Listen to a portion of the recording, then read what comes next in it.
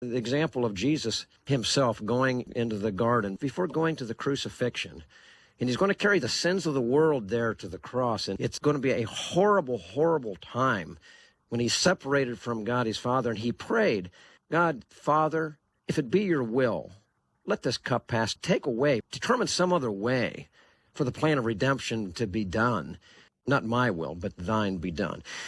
Joe, what does praying according to God's will tell God about us when we say, nevertheless, Father, not my will, but thine be done? Well, and that's a great question, Sam. And I always look at prayer as agreement. We're agreeing with God in the natural realm as to what he has said and stated in the spiritual realm. And so with that being said, we need to seek his will and pray in accordance to his perfect will, because he has a purpose and a plan and a direction. And when we come into agreement with him and we know that, we're praying his will, it not only transforms and changes us, but it gives us that agreement that he's looking for in the earth realm for him to move on our behalf.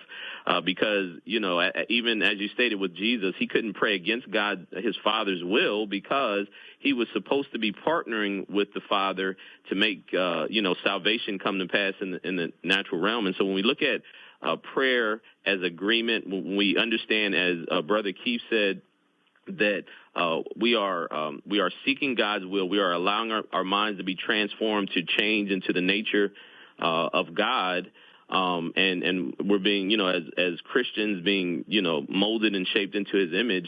Then that prayer of agreement is the thing that we know that the effective will of God is being executed in the earth, which is God's original intention for us in the first place.